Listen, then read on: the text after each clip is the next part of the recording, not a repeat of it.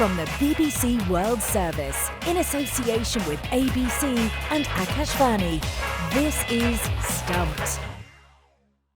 Hello, I'm Nikesh Ragani and welcome to Stumped. I'm joined by Brett Sprigg from ABC in Sydney and Charu Sharma is in Delhi for Akashvani. Now, the Indian Premier League lineups for 2026 are complete after the mini-auction took place in Abu Dhabi. It was the uncapped Indian players who stole the spotlight, with franchises spending large amounts of money on raw potential. Prashant Veer, a 20-year-old left-arm spinning all-rounder, and Karthik Sharma, 19-year-old wicket-keeper, became the joint most expensive uncapped India players in IPL history, and both went to Chennai Super Kings. Charu, why do you think the teams have gone so big on uncapped domestic talent? Nikesh, am I allowed to repeat my usual description of an auction? It's a wild, untamed animal. You never know where it's going to go. But I suppose these two are match winners, that's for sure. Now, all the teams are trying to pick up young talent, match-winning talent. I suppose you can call them fearless as well. Although, mind you, once they do get into the torture of the IPL, we'll wonder what's going to happen, because sometimes there can be commercial pressures as well when they go for large amounts. There's just so much pressure on them to deliver. But it was a question of proven talent, yes, at the domestic level. A question of who had the money and who was rebuilding. There's no question that CSK, having done very badly last year, were in rebuild mode. And they were the ones that bid most heavily for those who were coveted. And eventually didn't relent because they had a very large purse. You know how it is in auctions, Nikesh. If there's a battle for certain players, it can reach crazy heights, as it did. I'm really glad for these two players. They've certainly hit the lottery here. Prashant, of course, is a very valuable all-rounder, but worth that much? Well, good for him. But CSK will find out very soon whether they've overspent. And Karthik, too, a very young, hard-hitting batsman, well worth having in your team. But at what cost? It's just that when teams get locked into battle, and remember, there were very few players, this is a mini auction, then things can go a little crazy. One can only be happy for these guys, especially these two. But I just hope that the pressure of delivering, because of the kind of amounts that they are now being given, doesn't get to them, because that can ruin many a career.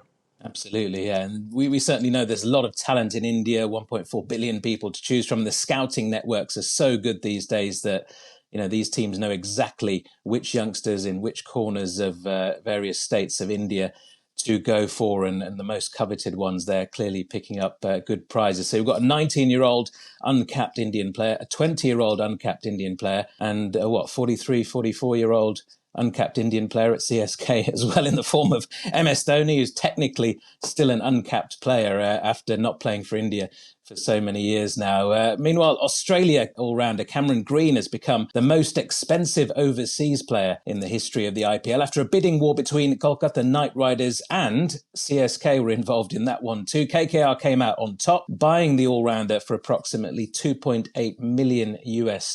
Brett, the bid took over 10 minutes to complete. Does that show how much value is put on him, not just as a player, but also his value as an all-rounder, because we understand he will be fit to bowl? Yeah, there was the confusion about his status as an all-rounder versus just specialist batter. He sort of mentioned there was a clerical error by his manager that led to him being listed as a batter only. I mean, look, his numbers alone with the bat are impressive. He averages 40 or so. His strike rate's in the 150s. You look at all of this against the backdrop of the Ashes, where the very next day after the auction, he's out for a second ball duck in Adelaide. You might think we're very parochial here in Australia, but there is not bipartisan support for Cameron Green. Plenty of Aussie cricket fans would prefer that Bo Webster be considered for his place in that Test 11. And Cameron Green skeptics probably can't understand just how valuable he is in the IPL. I think in some ways he's this prototypical modern cricketer, and particularly here in Australia, where we've got a few guys that are tall, strapping lads with great batting presence that can also bowl with a new ball. And I guess, you know, the comparison to Shane Watson is always there.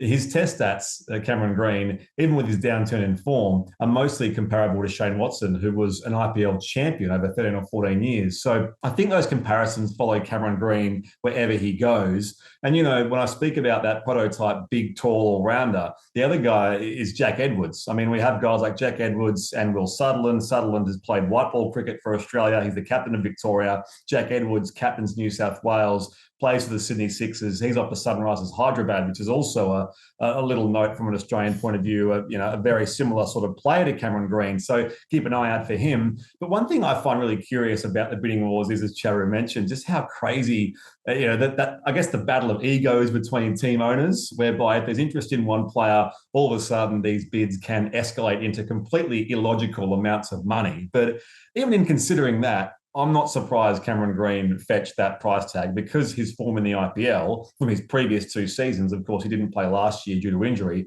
but his previous form warrants that. Yeah, I mean, you mentioned there you're not surprised, Brett, about the price tag that he fetched. Jaru, do you feel the same? Do you think maybe KKR slightly overpaid for him because of that battle with CSK? I mean, they've made him the 3rd most expensive ever signing in the IPL. Well, you mentioned 2 words here, Nikesh, maybe and slightly. No, they hugely overpaid for him, without question. Now, I mean no disrespect to his ability, but also another reminder that for the last couple of years, the IPL has switched on to an impact sub mode, not shared by the rest of the world just yet.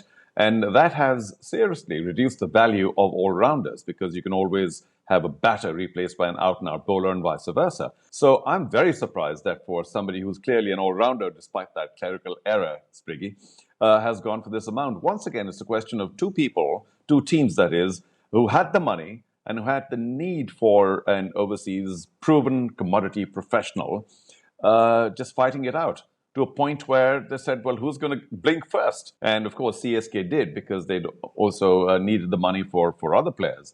And because Andre Russell had been laid off by KKR, and by the way, I believe he's going to be back in some kind of a support role now, they had use for somebody of proven ability like Cameron Green is. It's just one of those things where you get into a battle, you don't know when to back off, and you think, well, why should the other team get it? We need somebody like this. And therefore, he has gone for a price which I think will certainly startle him. And also, as I said, for Veer and Karthik Sharma, put an enormous amount of pressure for proving that he's worth that amount, because very soon, after a match or 2, people will start bringing out those figures about how many runs did he score per million or per 100,000 or whatever, and with the ball as well. I suspect he'll be bowling a lot more than he might have bargained for, having gone for this price.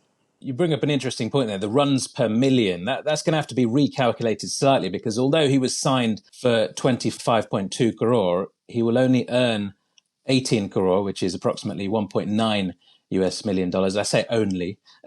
I'm sure he'll be gutted with that, won't he? Devastated. This is because of the maximum fee rule. Can you explain for those that don't know exactly what that is? Well, I do, for starters, think it's a little unfair, because your market value is market value, and you should get full value for the amount that you were bought for by a team.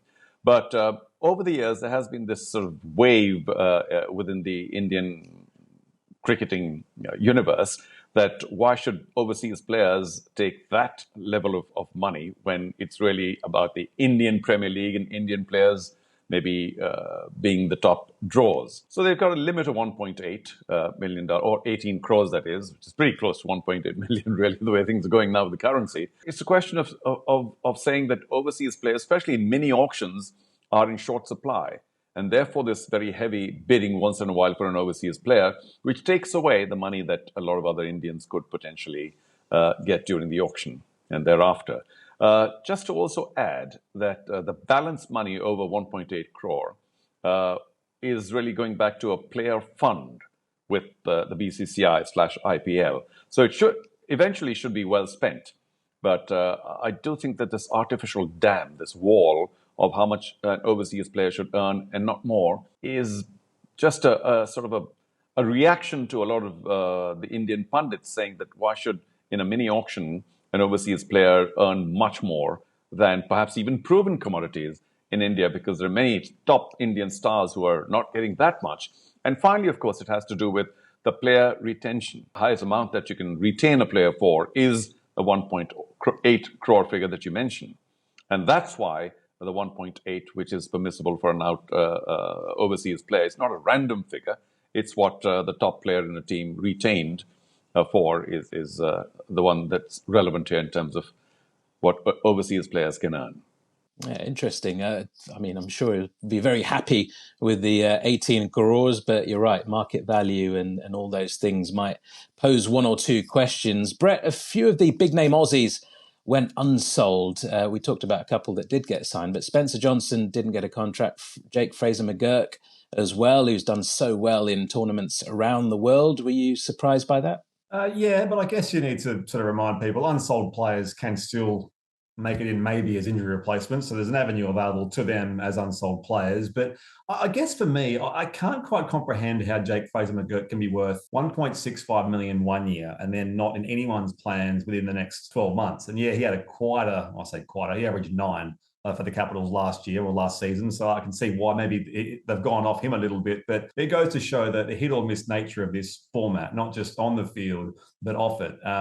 As I said, some of these players go for eye-watering sums. And it was a surprise that they offered so much for him last year.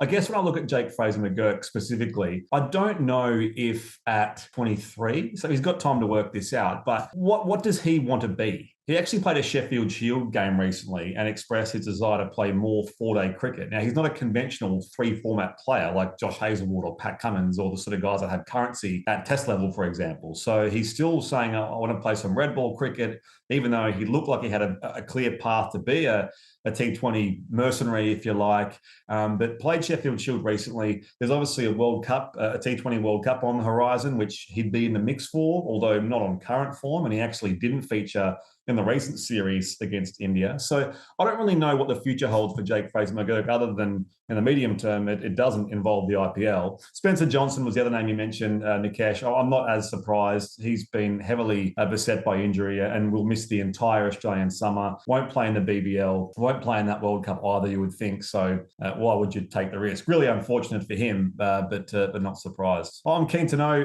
Nikesh, just on those unsold players. So obviously Steve Smith from here in Australia, Gus Atkinson, Devon Conway, Daryl Mitchell, a couple other Englishmen, Johnny Bairstow, Jamie Smith, all went unsold. Ben Duckett was sold to the Delhi Capitals, but any surprises in that group for you? Well, I guess not so much of a surprise as far as Steve Smith is concerned in T20 cricket and his form in the IPL. Yeah, he's had some good knocks over the years and he's obviously a massive name in world cricket, but specifically in T20, not really a match winner. I'd say Devon Conway would be a big surprise for me because he's done so well over the years at the top of the order for the Chennai Super Kings. Daryl Mitchell, a valuable all-rounder, but as Jarrod mentioned, with the impact sub coming in the last couple of years, the role of the all-rounder isn't quite as important as it previously was. Johnny Bairstow is an interesting one, actually, because he wasn't signed last year either, but he came in as a late injury replacement at the top of the order for the Mumbai Indians and did really, really well in those playoff matches and couldn't quite get Mumbai over the line and winning that competition last season, but scored quick runs at the top of the order. You felt maybe that was him proving a point, and come the next auction that somebody,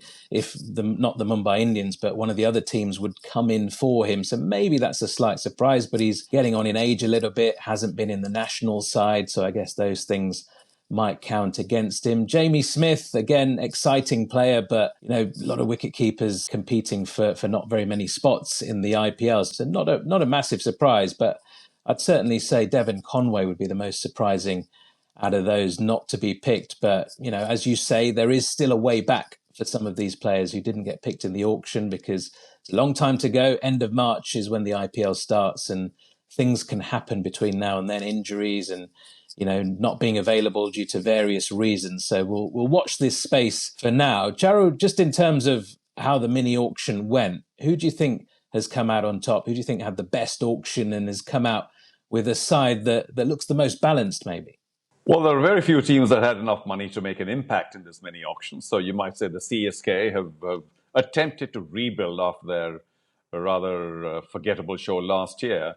Although Dhoni's still there, is he going to play? Who knows? So in this rebuilding act, what they might have done is trying to build for the next 2 or 3 years, but not immediately so, because the two unproven, uncapped players, I say unproven, of course, at the IPL level, may not be able to do for them what they wish.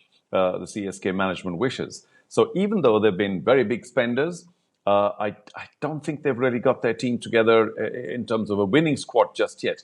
Maybe we'll all be proven wrong 2 or 3 years or a couple of years from now we'll see. Not too many other changes in major teams because you really needed to fill in gaps, and a lot of the teams didn't have major gaps. The one or two areas where some teams still seem to be missing out is in the fast bowling department, because you just a short while back, Nikesh, mentioned injuries, and they do eat up teams. And I have been saying consistently that the team wins the IPL or becomes a leading contender is the team with the least injuries going into the business end of the tournament.